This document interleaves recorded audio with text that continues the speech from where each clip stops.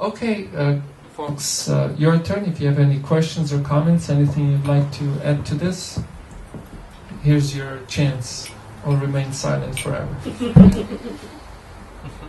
Yeah. So, would you follow your heart or your mind? If one is rational. Rational, yeah. There is. So, which is a rational side in your analysis here? Mine would be rational. Okay. According to Sankhya Yoga, which is a yoga that analytical yoga, which analyzes the body, gross and subtle body. So mind, intellect, and ego, or concept of the self, are part of the subtle body. So mind is considered not rational. So mind and heart are, from the Sankhya Yoga point of view, irrational. So you have intellect and mind as two opposites, or you could say heart and intellect. And you can often, I remember I smoked cigarettes for a while, and I totally don't recommend this to anyone. But when I was a teenager, I just wanted to check it out. So I was doing it for a while, and I got hooked. And I tried to shake off the habit. It was very difficult. So I would stuff my pockets with cookies. So every time I felt like smoking, I would stuff my face with cookies. And I would always, every time, especially after a meal, I remember having these internal conversations between two guys. One was Mr. Mind, and the other one was Mr. Intellect. So the mind would say, "Oh, that was a wonderful meal. It'd be really nice to smoke one now." And then the intellect would, protest and give all these rational reasons why I shouldn't.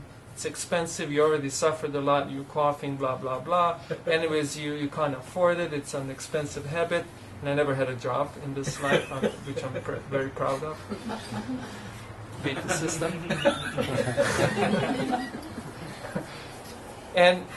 And then the mind would shut up, And then 2 seconds later, same stupid mind, because mind's stupid, it's not rational. Therefore, rational things don't appeal to this guy. So then he would speak again, but, and he would repeat same arguments again, And then the intellect wouldn't repeat the same arguments because the intellect's rational, so it would have to come up with more arguments. Well, remember, at night you go out, you're with friends, and you're half drunk and you feel like smoking, but because you don't have any smokes, you have to keep asking people and everyone's hating you for it. It's such a painful position. Quit! And then the mind would shut up again. And then after 3-4 seconds, the mind would again repeat the same reasons, but it'd be so nice. It's like this back and forth. And this is kind of conversation you have with people who are not rational enough. Therefore, it is stated according to at least yogic principles, the essence of existence is actually emotional. Believe it or not. It's not rational. It's actually emotional. And often people talk about love and emotions and so on. And even from the yogic perspective, that is true. That is the essence of existence. However, the intellect, the reason, has a very important aspect in it all, a role to play. And that is to enable the emotional side of us to develop rationally. So we don't end up in trouble.